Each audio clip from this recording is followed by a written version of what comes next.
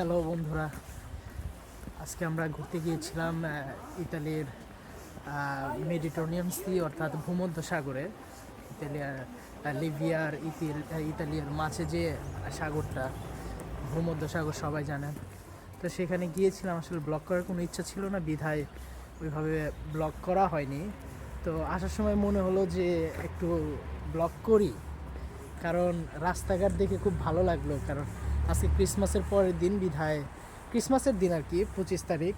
তো রাত্রে অনেক হট্টগোল ছিল ইতালিতে, অনেক পরিমাণ বাজি এগুলো ফুটানো হচ্ছিল, কিন্তু এখন দেখছি যে রাস্তাঘাটে কোনো মানুষজন নাই। ভাবছিলাম যে হয়তোবা আজকে রাস্তাঘাটে অনেক মানুষজন থাকবে, তো যখন বের হলাম দেখলাম মানুষজন নাই। তো মনে হলো যে আসলে একটু ব্লগ করি, এই জন্য। তো যাই হোক, আমরা সাগর থেকে ঘুরে আসার সময় ভিডিওটা তৈরি করলাম। তো সাগরের ভিউটা দেখার জন্য অবশ্যই ভিডিওটা সম্পূর্ণ দেখবেন, ঠিক আছে? সিগন্যাল, চারদিকে গাড়ি নাই, কিন্তু সিগন্যাল মানতেই হবে। যাই হোক, সবুজ দাগ উঠছে, এখন পার হওয়া যায়। ওই যে এখানে গাড়ি দাঁড়ায় আছে। রূপের এই জিনিসটা ভালো লাগছে আসলে। গাড়ি থাক বা না থাক, এদের সিগন্যাল মেনটেন করে চলতেই হবে। সেটা আমি হাঁটতে যাই বা আমি গাড়ি চালাইতে যাই, লোক না থাকলেও গাড়ি থামতে হবে।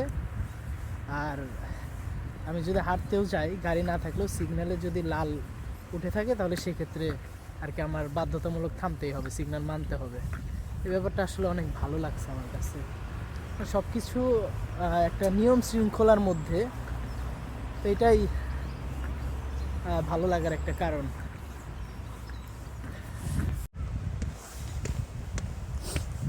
আজকে চলে আসছি ভূমধ্য সাগর, ইতালির ভূমধ্য সাগর, যেখানে হাজার হাজার মানুষ লিবিয়া থেকে ইতালি পাড়ি জমাতে গিয়ে তাদের জান হারিয়েছে, তাদের জীবন দিয়েছে।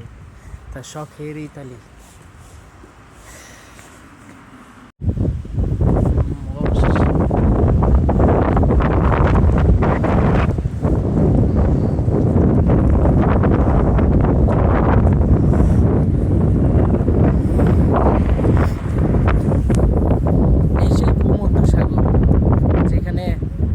শত শত মানুষ তাদের জীবন দিয়েছে শখের ইতালি আসার জন্য, ইউরোপে আসার জন্য কত মানুষ তাদের প্রাণ হারিয়েছে ভূমধ্য সাগরে।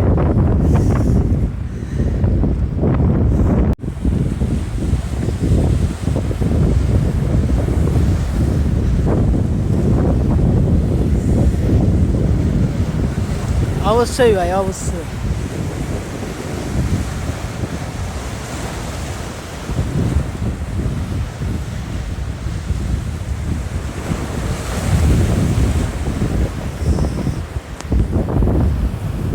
ভাই এই তো ভূমধ্য সাগরের ঢেউ, কত পরিমাণ ঢেউ। এই ঢেউয়ের মধ্যে মানুষ কেমনে বাঁচবে?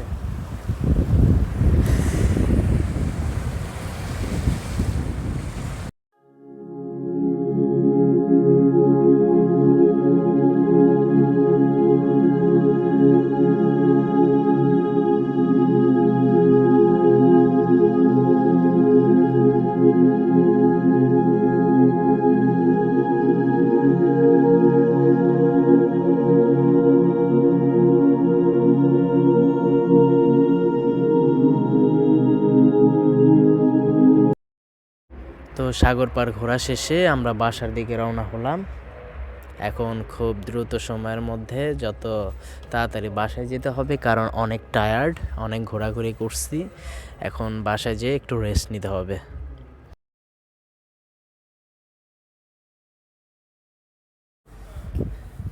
মানে এই তো পরিস্থিতি, দেখা যায় যে এত দূর হাইটে আসলাম, শুধু মানে গাড়ির ছড়াছড়ি, কিন্তু মানুষ নাই। এত পরিমাণ গাড়ি, আমার তো মনে হচ্ছে যে আসলে মানুষের থেকে গাড়ির পরিমাণ বেশি। তো রাস্তাঘাট থাকা, তবে হ্যাঁ, এটা ভালো লাগতেছে যে এইরকম সিচুয়েশন যদি বাংলাদেশে থাকতো, তাহলে হয়তো বা মানে চিন্তায় টিন্তায় কিছু হওয়া যেত। কিন্তু এই দিক থেকে সেফ, এই দিক থেকে ভালো লাগছে যে আসলে এরকম কোনো সম্ভাবনা নাই বা এরকম কিছু হয় না আমার জানা মতে। তো যাই হোক, ভালোই লাগছে ক্রিসমাসের পরের দিন। ধন্যবাদ।